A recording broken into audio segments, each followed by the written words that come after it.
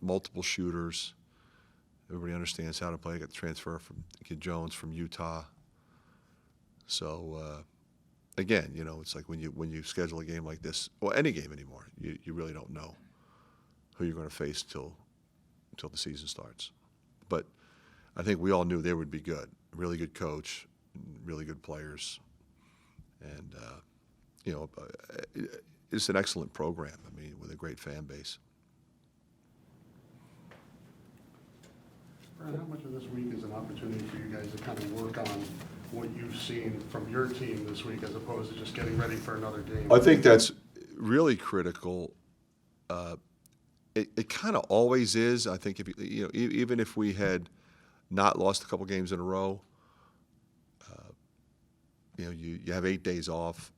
You're gonna kind of get back to okay, what's worked, what hasn't worked, what do we need to improve on, both collectively and individually.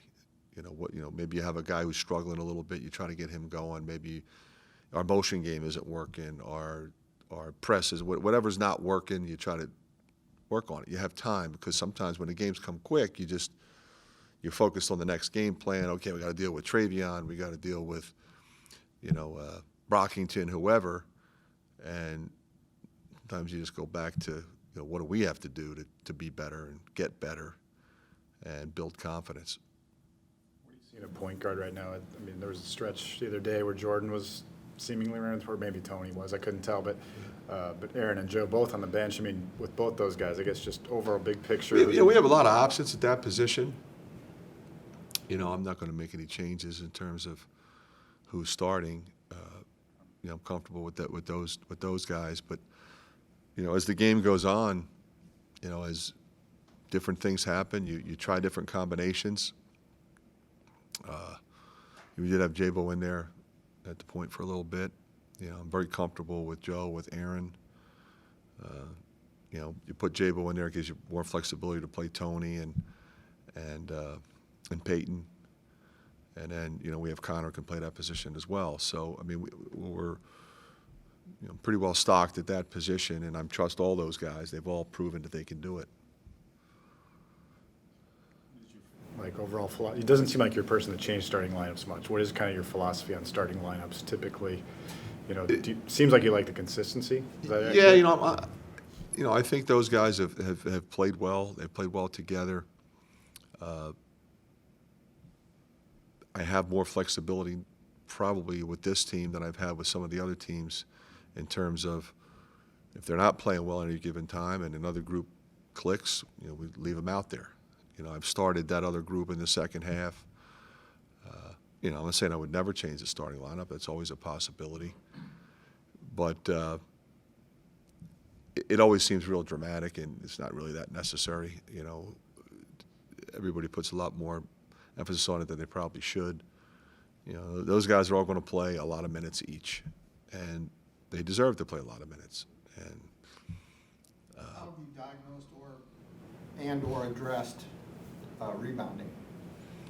well, obviously it's been addressed. It doesn't take much to diagnose. I mean, you just look at the numbers. I mean, they're right there in front of you. So I mean, it's not been good. So is there a challenge to the guys? And again, it's a collective thing. It's not, okay, my 3, 4s, and 5s have to do a better job reading, which they do.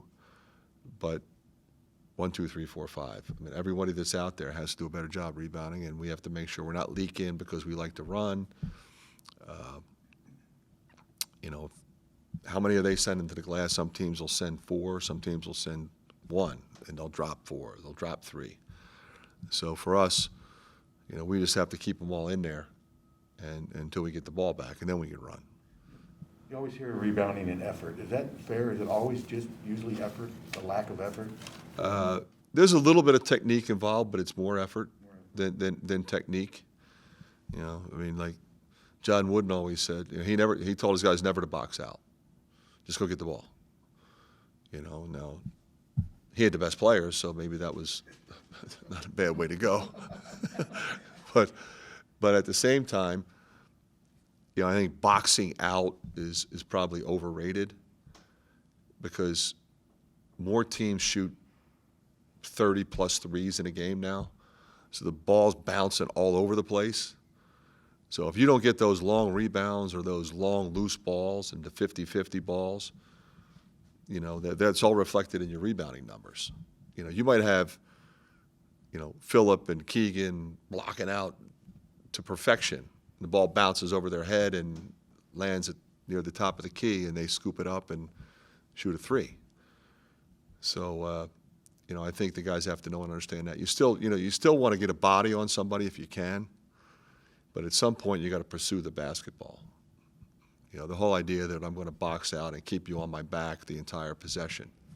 No, I'm going to get you there, and then I'm going to go get the ball. That's what has to be done.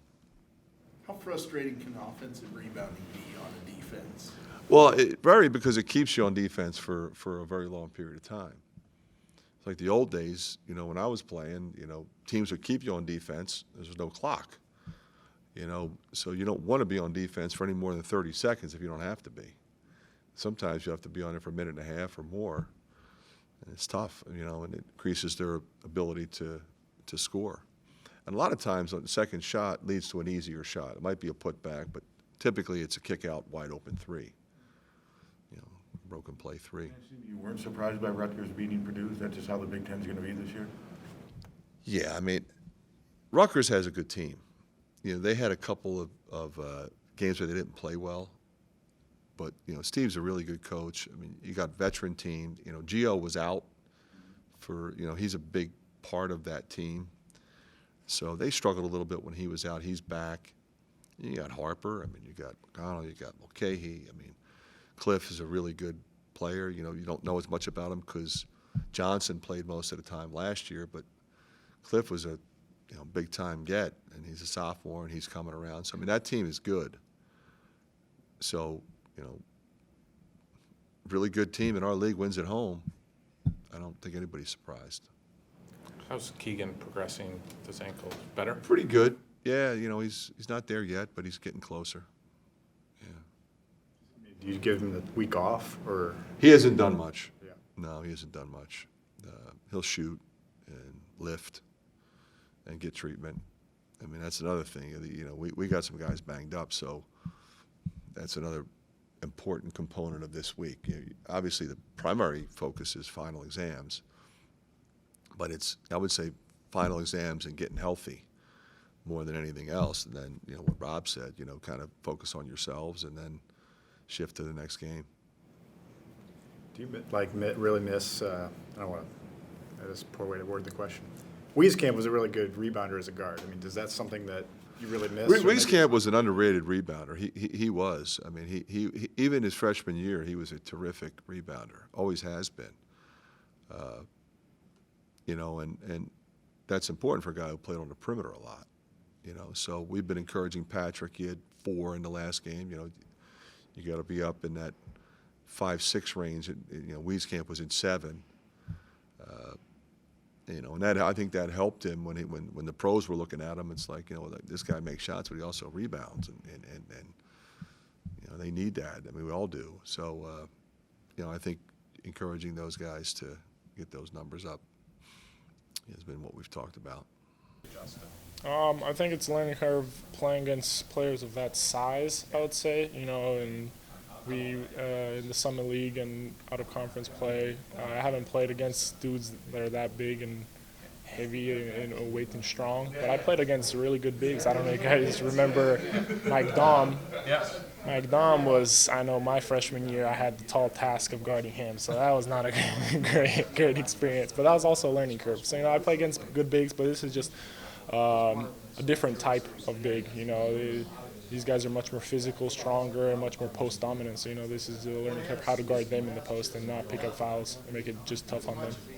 Friends from North Dakota coming down for the game? Anybody coming down? I don't know if any of my team is probably busy, but I'll see if there's going to be anyone. Maybe. Hopefully, that'd be cool. How do you guys feel just kind of being, you know, having lost 3 in a row after starting out undefeated? Do you feel like you guys are in a good place, at least mentally? I think we're in a good place that we know we have to pick things up. I think this this is not a bad place, to be at 7-3, and we understand that we let up on some of our principles, but it's still early in the season. These are all things that can be fixed, and so we just need to have the mentality of fixing everything that we have done wrong so far. How much do you need this time heading into the Big Ten season? Yeah, this time's always needed for a break. A lot of people are banged up. Some people are always sick around this time of year. But we're looking forward to getting back out there. Had good practice yesterday, and a much needed break to kind of rewind our bodies and get ready for the kind of the last stretch of the Big Ten.